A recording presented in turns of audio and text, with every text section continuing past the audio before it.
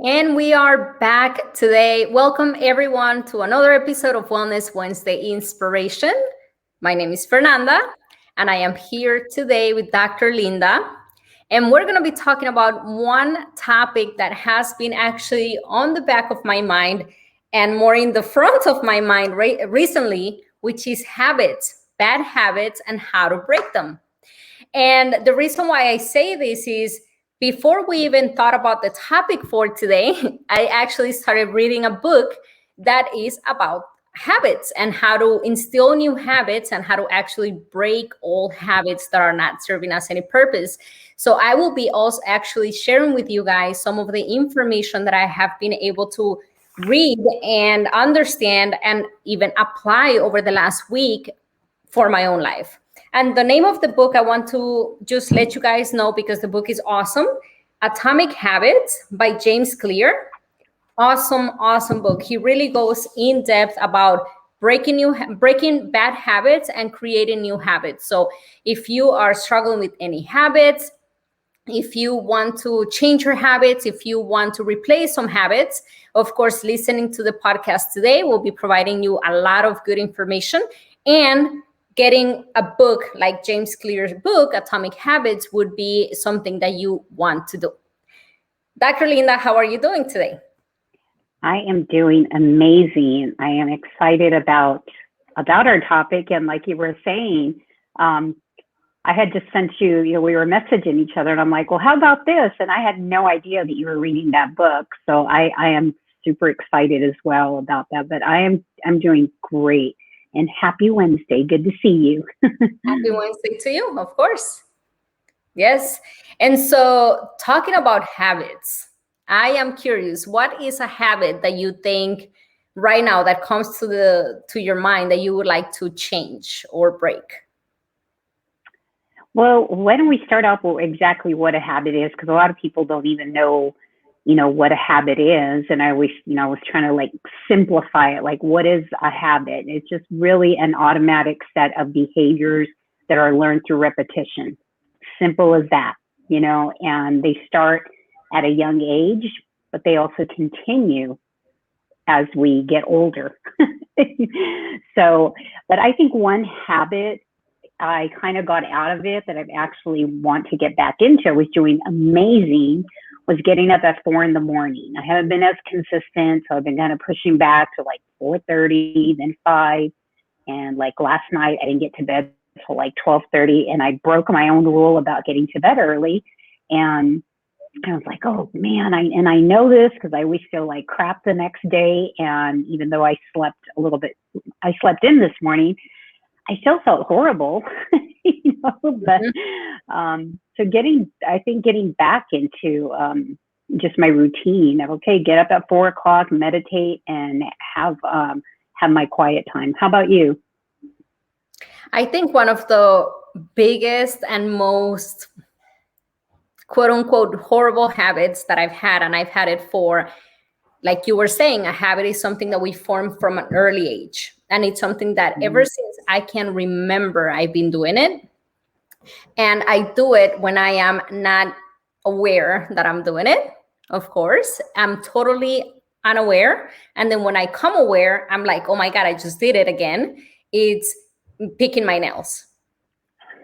And so it's getting better. And since I started reading the book, actually, it helps. It's getting better. But it's something that, once again, it happens completely unconscious. So usually it happens when I'm so focused on something, like if I'm so immersed in a book, or if I am so immersed in doing something that requires my full concentration, aware concentration, my unconscious mind kind of just goes back to the habit. And so it's finding ways to break that habit. And it gets better. But then, ever since, I can tell you, over probably 30 years of doing the same thing. So how old were you when you started this? I was probably 3 or 4 years old. Okay, you're 3 or 4. So that makes me kind of as you're saying this, because that's a habit from as a little kid, as a child. And so now I kind of think about, Okay, so the habit that I was telling you right now, I mean, that's more of a recent one. But if I want to really go back to kind of like you really go back, because this is all relevant as what we're going to share and why we have these habits. One would be just to smile more when I'm out in public. I think that's something that, and not to be. Sometimes people say, "Are you mad?" And I'm like, no, I'm just in my own world. Mm-hmm. A lot of times I'm just in my own world and I don't even realize that. Like somebody will say hi to me, or they say, well, I saw you at the store and you didn't even say hi to me. And I just get into my own little world. Mm-hmm. So thank Yeah. you for kind of like triggering something there.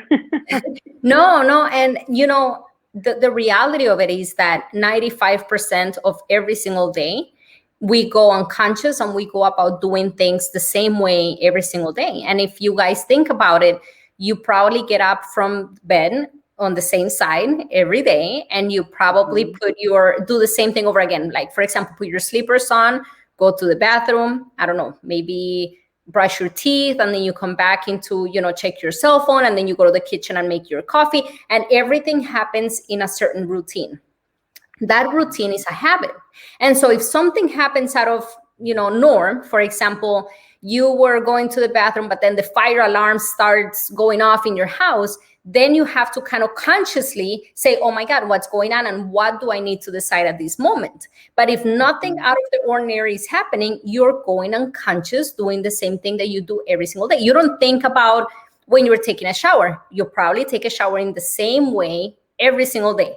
You scrub one arm, you scrub the other, you scrub one leg, and it's always in the same order. When you put your pants on in the morning, one leg always goes first and then the other, and it's always the same leg.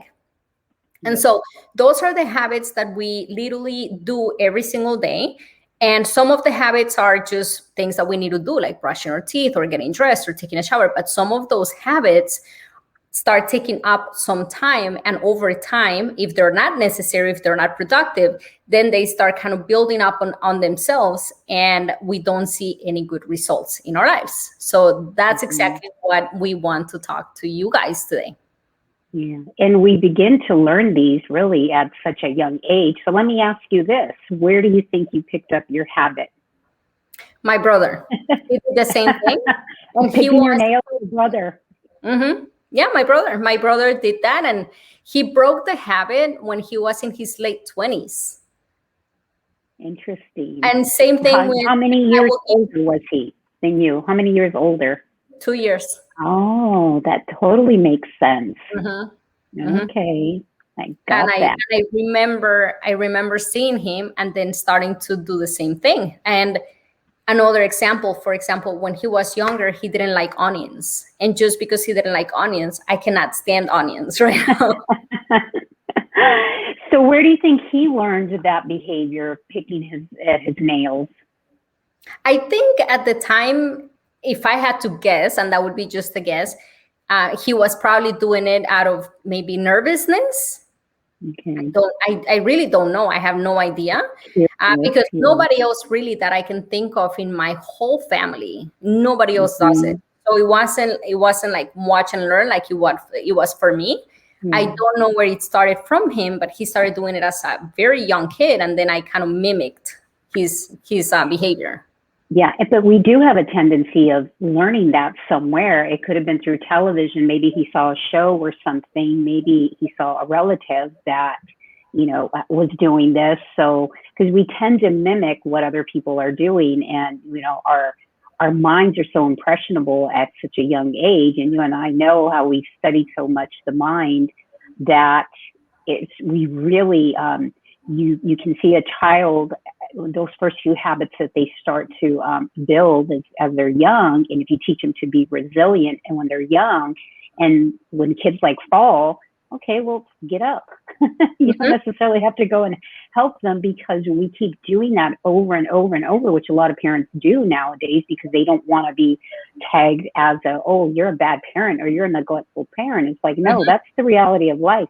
He or she falls down, learn to get up on your own, learn to be resilient. So it's interesting how, we can hopefully tie all this together to give people some some insights, not only for themselves, but for their little ones. Mm-hmm. Absolutely. Absolutely. And talking about habits, because most of those habits that we have every single day are unconscious, really the only way for you to take a look at what you are doing every single day and whether it's benefiting you or it's not benefiting you, or it's simply just something that you must do every single day, like brushing your teeth, then it requires us to pay attention, perhaps even take notes on a notepad, every single day. What is it that you do? Every single activity. And if you do that, if you put it on paper, if you put it on writing, then you become a little bit more aware than simply just going through the motions of doing things every single day. And so that probably was, and it's actually an advice that it's in the book, but it's something that I was actually more aware from even before reading the book, is what kind of activities are you doing every single day? And the thing is that 5 minutes turn into 10 and 15 and 20 many times when we're doing an activity. We say, well, I have a 5-minute break, so I'm just going to go and, I don't know, do something, maybe social media. And then we look up and 30 minutes later have gone by. Right? 100%. Yes. And one of the reasons I think that we keep bad habits, and I'd love to hear your opinion on this, but we usually keep bad habits because 1, we're familiar with them, 2, they're comfortable, and 3, they become automatic, and then in the brain, you just continue to build that neural pathway. It gets so strong in the brain that it's I'm going to go this way instead of the other way. It's like when you get in your car to just automatically, what do? As soon as you get in the car, you put your seatbelt on, right? Mm-hmm. So, why do you think we keep bad habits? I think one of the main things or reasons is that most of us have habits that are not beneficial or good, but they make us feel good. For example, not getting up early in the morning. We know it's not beneficial. We know that that's not how we want to start the morning, but we feel tired, or we feel like we want to sleep a little bit more. Or eating healthy. A lot of people just don't like the taste of like vegetables or whatever. So they go to junk food because it makes them feel better.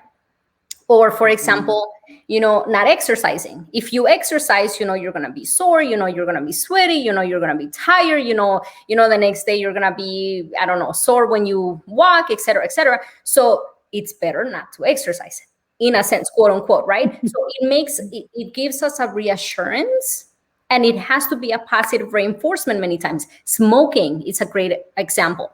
Smoking is so bad for everybody's health. However, when you're anxious and you light up a cigarette, you feel in your mind that you're calming down. So it provides a reassurance, it provides a satisfaction. It satisfies one of our needs, whether it's reassurance or whether it's comfort or whether it's security or whether it's going to the known. Because it's been what's known for us for years and years and years. So it's going back to our comfort zone. And I think that's where we struggle many times with breaking out of habits, because it requires us to, 1, be very aware, 2, breaking out of something that is providing us with some sort of reassurance in our mind, and then replacing it with something different. And at the beginning, when you're replacing a habit with something different, you don't know yet, you can't see yet the benefit that it's going to bring you. And the reality is that many of those benefits are not immediate. For example, if you start eating healthy and you start exercising today, you're not going to have the best health and the best body tomorrow. It takes time, right? Yeah. But if you do it over time, you see the results showing up in your life maybe 30 days from now, 60 days from now, 3 months from now, 6 months from now. But it takes time. And so a lot of times we live in a society when we want the rewards right away. And if we don't see them, then we quit. We don't stick to it. And I want to, talking about that, I want to show you or share with you actually something that I read yesterday, and I highlighted it. It says the greatest threat to success is not failure, but boredom. Professionals stick to the schedule. Amateurs let life get in the way. Professionals know what is important to them and work toward it with purpose. Amateurs get pulled off course by the urgencies of life. So it's talking 100%. right. It's talking about that daily consistency of, even if you don't feel like it, even if you don't want to do it, even if you're tired, even if you're sick, even if you are busy, showing up for yourself every single day. Yes, And that's 100%. when you start breaking out of old habits. And that's how you start building new habits. The more you do it, the more that you're building that pathway in your brain that it's going to at some point kind of turn over to that healthier habit that we're trying to build. Mm-hmm. So there's this interesting neuroscientist and psychologist, or when I say psychiatrist, because they do prescribe drugs, Dr. Judd Brewer. I'm not sure if you're familiar with him, but he spent over 20 years of research at Yale, MIT, and at Brown University. And they were specifically studying and researching, negative habits or negative patterns, bad habits, and addictions. And what's interesting, because he has a podcast, he has a book as well, there's really, he talks about three components of, bad habits. They're always usually connected to three things. Number one, there's going to be a trigger. Okay. And I'll give you an example, whether it's a bad habit or a good habit. There's going to be a trigger. Then you're going to take action, or there's going to be some sort of behavior. And then number three, there's going to be some sort of outcome or reward. So it's kind of implementing an example. Let's just say something that we do normally. So for me, the alarm goes off. Okay, that's a trigger. The alarm is, telling me wake up. What's the next thing I do? A behavior is I go straight to the shower and I take a cold shower to wake me up. So that's a behavior. So I've been triggered to do this behavior. The outcome and the reward of that behavior of me taking a cold shower is I wake up, I'm ready to go, and I'm ready to go and meditate or brush my teeth. And sometimes I just do that even before brushing my teeth, drinking water, just so that I can wake up. And you can even reframe that in a negative way, where there's a trigger. Let's just say you're in traffic, and you get triggered because somebody's riding your behind. And now, living in a bigger city, you probably experience that more than I do in our little town. But so you get triggered, and automatically your behavior is like, you get mad. And the outcome or reward of it is like you honk at them, or you give them an unfriendly sign with your fingers, So you're getting something from that. Mm-hmm. And I just love how he talks about that. And it's probably there's some overlap with what you're reading in the book, The Atomic Habits, but, there are components of that in being able to break it down. Mm-hmm. Mm-hmm. And one thing that you mentioned that it's important to know is that a habit, for it to be a habit, doesn't have to happen every single day, but it does happen every time there is that trigger. Mm-hmm. Right? So you may never have a behavior unless there is a specific trigger for it. But when that trigger happens, you go back to your default behavior. Mm-hmm. And then you say, well, never again. For example, if it's being angry or reacting angry in any situation, right? You say, no, I'm going to work on my temper, on my behavior. I'm not going to follow, through with it or whatever. And then something happens. It could be a month later, 2 months later, 3 months later. But because that is the default, that is the pathway that it's being created, and not only created, but really, really strengthened in your brain, you go back to that default. Mm-hmm. And the only way to not go back to it is if you are aware at the moment that it's happening. So for example, if you say, I am not going to get aggravated by traffic anymore. Every time you get stuck in traffic, you must be aware to say, I am not going to do it again. I am in a different place. I am in a different state. I am a new person. I am creating new habits today, right? But if you are unconscious, if you're not aware when it's happening, you will go back to your default. Absolutely. And how you break a bad habit. So they're hearing like, oh my gosh, now in this society, we can Google everything. We can go online. We literally can learn so much. So nowadays, it's not even just the fact of tell me how to do it. I'm very analytical. Like I want to know how to do it. So how do you break a bad habit? What you were talking about is an awareness, but how do you get to an awareness? There is a way to get to an awareness, and this is the number one way that you're going to get to awareness. You may not agree with me, but I've been doing this for such a long time that this is what I have seen how you become aware. And it's through mindfulness, and the way you become mindful is through meditation. As much as you and I have spent hours and hours, and we've immersed in, in retreats and on a daily basis, and we even track our meditation and whether our brain and heart are in coherence and whether our brain waves are, have slowed down into more like alpha, theta.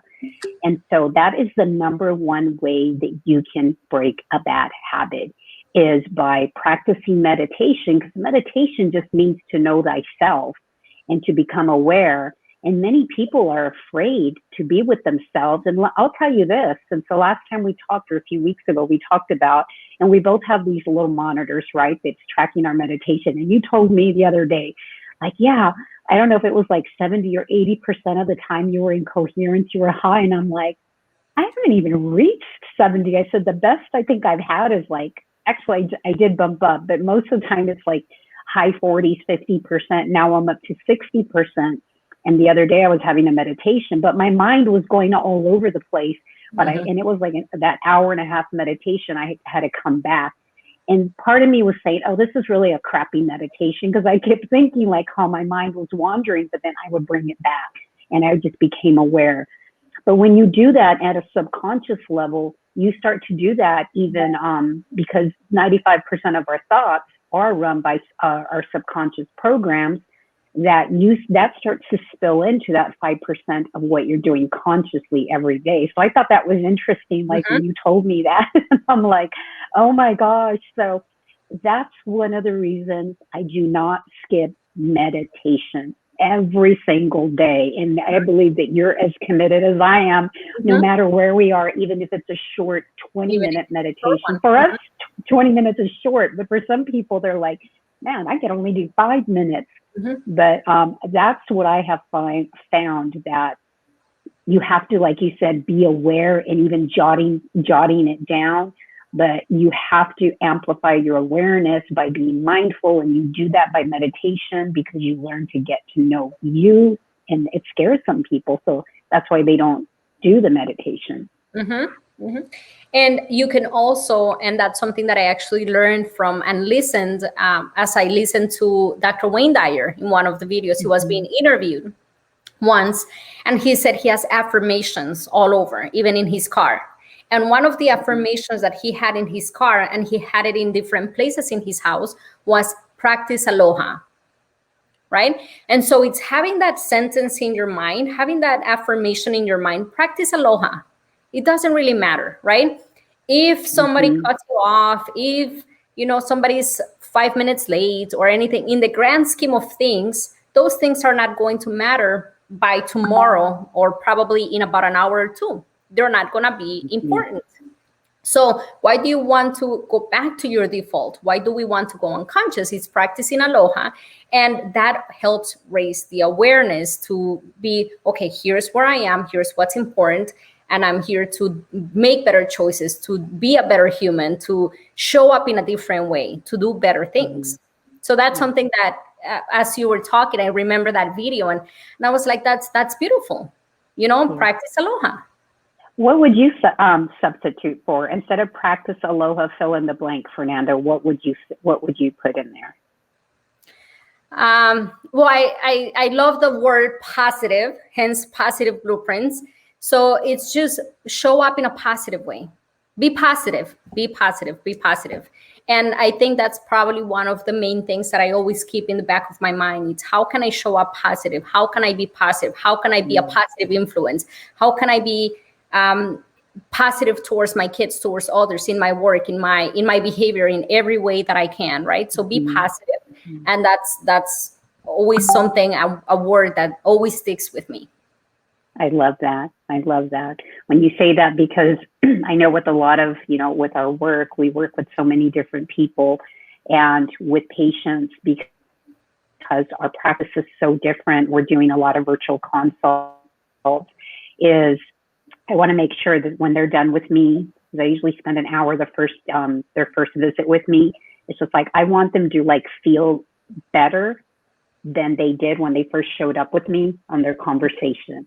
And we can apply that to anything, even a 5-minute conversation or a 3-minute conversation. It's like I want their day to be better as a result of having some sort of contact with me. Maybe it's even walking, in the morning, going to the gym or something. Anybody that makes eye contact too, and even just our eyes, our smile, the way we carry ourselves, that speaks volume, because most of our how we communicate, there's a lot of behaviors that we show up with, and also just how we present ourselves just physically. And we don't even have to speak. Half the time you can just like, if someone's like this with their arms crossed, they're like, don't talk to me, it's back away, or if someone's more with their hands just open or to the side, or smiling, you can engage with that person and you'll feel more comfortable approaching them. Right. I do want to give you guys a few other points that I actually learned from the book, because I think the book is very spot on actually when it talks to habits, whether it's habit formation or breaking bad habits. However, we're focusing on breaking bad habits today. So I want to give you the 4 points that he talks about in the book. I'm not going to go into a lot of detail. I would recommend every single person to get this book. If you have a habit that you want to instill or a habit that you want to break, it is an excellent book. But one of the first things that he said is make the habit invisible. If you can't see it, most likely you won't do it. Like we were talking about before, most habits, if not every single habit, requires a trigger. So if the trigger is not there, you're not going to do it, right? So whether it is eliminating a certain place or person or thing, or doing things in a different way, or taking a shortcut or taking the long way, or whatever it is, but eliminating, making it invisible as possible. So that's the first thing that he says. So an example would be like, don't have cigarettes around, or don't have cookies in your pantry, or don't have ice cream in your refrigerator. If you have only healthy food in your house, you're making the bad foods, the crackers and the sugary things, invisible. And that requires you to take an extra action. It requires you to go out of your way to be able to go to the store and do it, which many times we don't even have the time or the energy, or it's a hassle, right? But if you have it in your pantry, I guarantee you that you would go in there unconsciously, and next thing you know, the whole thing it's gone, right? So yes, excellent example. The second thing is make it unattractable. Make it unattractive. So if we know that something is not good for us, if we know that it's giving us, an issue, perhaps it's a health issue, a mental issue, a well-being issue, an emotional problem, or, we're not being consistent, make it unattractive. So how would you make something unattractive? How can you make sure that, for example, I'll give you an example. If any one of you have a habit of social media, make it a habit that after 30 minutes, for example, a day of social media scrolling down, your phone locks for the entire day. Right? And so that you have to use your social media wisely if you want it to last for the entire day. So if you make it unattractive with a punishment, quote unquote, if I do this, I am going to, for example, if I eat a cracker, I'm going to have to do 20 push-ups. Then and of course, the trick is sticking with it. So having some sort of accountability, maybe an accountability partner, or a system where you have to give your phone to your spouse if you go over the daily limit or whatever it is, right? So make it unattractive. How can you make it unattractive? Think about it. Be how do you say that? Be creative. Be creative when it comes to it. How can you make a habit that you want to break unattractive? So let me give you a quick example. Like you were just saying that, make it unattractive. So I love the one what you said about social media, because there are a lot of people do have an issue with that. But it's like looking at like for health. Let's say there is, and I'll challenge someone to do this. Like say you want to just go have the cookies. I'm like, okay, grab the whole bag of cookies and just put the cookies out. grab a bottle of like Raid cockroach spray or something and spray it all over the cookies and just really smell it and just be aware of it, because there's something similar in NLP that you really can get rid of cravings super fast with NLP. And you just look at it and you're like, oh, that's so gross. My favorite chocolate chip cookies with that Raid spray, that smells, that's oh, what would that taste like? So it would change, it would really change things. So that's another way to make it unattractable. Right. Tony Robbins actually used to, I don't think he does it anymore, but he used to make it an attractive method when it came to habits for people who wanted to stop smoking back in the day. And I'm talking back in the day. He would say, okay, you want to smoke? Go ahead and smoke one right now. And then as soon as they were done with the cigarette, smoke another one. And then they were done, smoke 2. And then they were done, smoke 4. And then they were done, smoke 6. And then people got to the point where they couldn't breathe and they were and he was screaming at their faces, what do you feel? What do you feel? How do you feel right now? Do you like it? Do you like it? Well, you wanted to smoke, right? And so he made it so unattractive for them. Mm-hmm. He made it in such a bad experience that people would stop smoking immediately. Yeah. He doesn't use this method anymore for obvious reasons. But that was a way of making it unattractive. People would smoke a cigarette for comfort, and he created the total different experience. He created this experience of anxiety and panic and yelling and, being pushed and forced to do something that at the end they didn't want to do it anymore. It's kind of like some of those people that get so drunk on one liquor that they can never smell that liquor ever again in their life. So they made it so unattractive that they can't even see the side of, the bottle or whatever anymore. Absolutely. So that's an example. The next thing is making it difficult. So it kind of goes hand in hand with making it invisible in a sense. If we make it difficult for us to do our bad habits, then of course it takes more effort on our part. It requires more conscious effort to go out of our way to do it, or to go, and it takes more energy, or it may take more money, it may take more time, it may take more of our day. And we are all about making things easier and faster for ourselves. So how can you make your habits more difficult? Can you think of an example? Well, we kind of covered it with, making it invisible or making it unattractive. Right. And so if there is anything else that you can think about to make your habit difficult, for example, for me, I cannot make my fingers invisible, right? I was talking in the beginning of the show about picking my nails, but I can make it more difficult. For example, if I'm constantly walking around with gloves around my hands when I am reading, because it happens when I'm usually doing something that requires a lot of concentration. When I'm reading, it's the perfect opportunity. So if I know that if I'm going to sit down and read a book, maybe I can wear gloves. Or maybe I can grab a fidget, and so I'm fidgeting with a fidget spinner or whatever it is, and I'm not, I don't have access to my nails. So something like that, making it more difficult. All right. And then the last thing that we covered is make it unsatisfying. Okay. So when we make it unsatisfying, it's, for example, if you have an accountability partner and you say, if I don't do what I'm supposed to do every single day at the end of the week, I'm going to have to pay you $100. So it's not satisfying to not do the habit anymore, because you know that if you don't do it, something of consequence is going to happen, right? Whether it's you paying up or you having to show up and maybe, I don't know, if you hate to be on camera doing a live video and putting yourself out there and telling people, what, I fell. I didn't do it or whatever it is. So how can you make it unsatisfying? How can you make it to a point where it's so unsatisfying that you would rather do your habit, like a new habit, or break out of a habit, than actually do the habit that you were doing before? The payout has to be much, much worse than the habit itself, than the reward of the habit itself. Yes. And kind of going back to what Dr. Jed Brewer was talking about, there's 3 components of habits. The last one being there's an outcome and a reward. So if we want to, make it unsatisfying, would be, okay, it's got to be something that, like you were saying, that's like uncomfortable. It's like, oh man, I have to pay so-and-so $100. Or if you tell, and I think that's where accountability in coaching, a coach will keep you accountable. It's like, okay, you said that you were going to do this.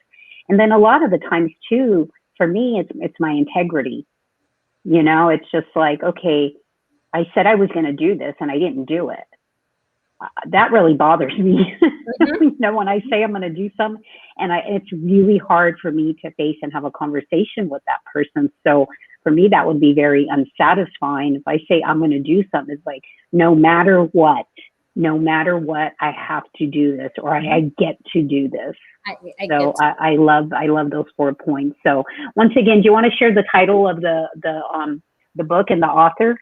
Of course. The book is Atomic Habits by James Clear. And one thing that I would like to mention, almost to finalize, is about an accountability partner. Or if you don't want an accountability partner, if you choose to be accountable to yourself, put it in writing, sign it. It makes you feel so much more formal to your commitment if you put it in writing and if you sign it. And when you sign it, even if you don't have an accountability partner, give that paper to someone else. They don't have to be accountable for you, but you can say, okay, this is what I'm doing for the next 30 days. And you don't have to check up on me. You don't have to call me every day. You don't have to see my progress, but I'm telling you that this is where I'm going to be in the next 30 days. That makes it that much more real than if you just laying down in bed one night say, you know what, starting tomorrow, I'm just not going to eat more candy anymore, right? Over time, over a week or 2 weeks, your system is going to take over and say, you know what, it's not a big deal. You can have one candy, and then one turns into a whole bag, and then one bag turns into everything, So if you put it in writing, if you say it in a more formal way, if you even sign it, it makes it much more likely that you're going to follow through because it feels more formal. Yes, it's a contract. You're basically making a contract with yourself. And when you make a contract with someone, you expect them to, it's like, you got to do your part on this contract. And, I think this is all, when building habits too, it's just like, you really have to change. There's just a whole change in your paradigm, how you think about things. And in life, it's like, we always get in life what we tolerate. And if we tolerate bad behavior, we tolerate bad habits, and we tolerate not keeping the promises we make to ourselves, that's going to show up in our life, and that's what we get in our life. So, kind of like on a positive side, it's just like, all right, I love that very last one about just write a contract to yourself. I would have patients write, like when the new year started, I would have them write, what do you want to accomplish this year? Write a document or a letter as if you already were in the following year, let's just say 2022, and you're writing a letter to someone saying, this was the best year ever. I did this, I did that, I got in shape, I paid off all my bills, and you keep writing and writing, and you feel good about it. And it's something like you have written a contract to yourself, and you put it in the future. So I love that about writing it and signing it. So that's awesome. Well, those are a lot of awesome habit forming techniques that we shared with people here. So I hope that they will at least implement one and give us some feedback. Let us know. That would be awesome. Yes. And how do you want to end today, Dr. Linda? I will leave it up to you. Oh my goodness. Let's just say with a quote, or a quote or mantra. And, I always remember, I listen to so much every day, and I remember this where I think it was Ed Milet, maybe it was David Goggins, or a combination of both, how they were saying, it's just like, what's going to happen to you when you say you get to your end of the road, and God, your creator, whomever you're accountable to, says, if you just would have did this is the person that you would have become. This is the person that you would have been destined to. Would you be happy or disappointed with yourself?